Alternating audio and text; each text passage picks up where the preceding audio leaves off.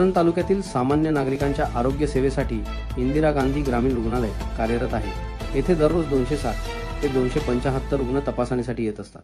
तर यामध्ये श्वानदंशाचे महिन्याला 100 ते 120 रुग्ण या रुग्णालयात उपचारासाठी येतात। मात्र या रुग्णालयाला जिल्ह्याकडून औषधांचा अपुरा पुरवठा होत असल्याने रुग्णाची गैरसोय होत आहे। यामध्ये प्रामुख्याने श्वानदंशाचे रुग्ण जास्त असताना यावरील रेबिप्युअर आणि धनुर्वात या औषधांचा तुटवडा या रुग्णालयात आहे, ज्यामुळे सामान्य नागरिकांना खाजगी रुग्णालयातून महागडी औषधे घ्यावी लागत आहेत। याबाबत वैद्यकीय अधीक्षक डॉक्टर बाबासाहेब काळेल यांच्याकडून माहिती घेतली असता जिल्ह्याकडून येणाऱ्या औषधामधील श्वानदंशवरील इंजेक्शन आणि धनुर्वाताचे इंजेक्शन कमी प्रमाणात येत असल्याचे त्यांनी सांगितले आहे। तर अशावेळी इतर प्राथमिक केंद्रातून औषधे आणावी लागतात असेही त्यांनी म्हटले आहे।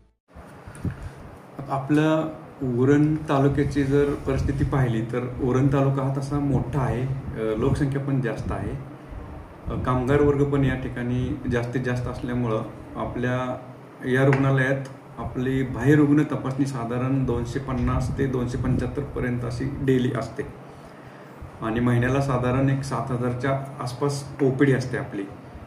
आणि दुसरी महत्त्वाची गोष्ट असे की उरण तालुक्यामध्ये जे कुत्रा चावण्याचं जे प्रमाण आहे ते एक साधारण कंपॅरेटिव्हली जिल्ह्यामध्ये इतर तालुक्याच्या मानाने आपल्या तालुक्यामध्ये थोडं जास्त आहे। जे गेल्या वर्षीचं आपण ते प्रमाण पाहिलं तर त्या साधारण 2400 ते 2500 हे कुत्राचे दंश झालेले म्हणजे श्वानदंश झालेले पेशंट आपल्याकडे आले होते। आता पण सध्या त्याचं प्रमाण थोडंसं जास्तच आहे, म्हणजे 100, 110, कधी 120 अशी महिन्याला आपल्याला ते इंजेक्शन लागतात। म्हणजे दिवसाला साधारण कधी 10-15, कधी कधी 20-20 पण लागतात।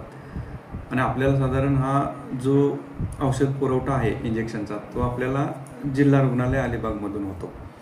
बऱ्यापैकी आपल्याला वेळेत औषधोपचार आणि हे इंजेक्शन आपल्याला उपलब्ध होतात, परंतु काही वेळेला एखाद्या दिवशी शॉर्टेज होतं कधी कधी। मग आपण प्राथमिक आरोग्य केंद्र कोपरोलीकडून कधी मागवतो, कधीतरी प्राथमिक आरोग्य केंद्र गावांमधून मागवतो, किंवा एखाद्या वेळी पेशंटला मग उपजिल्हा रुग्णालय पनवेलला जावं लागतं, किंवा काही फार दुर्मिळ केसमध्ये मग वाशीला वगैरे पण जावं लागू शकतं। पण जास्तीत जास्त लोकांची गैरसोय होणार नाही याची आम्ही काळजी घेतो।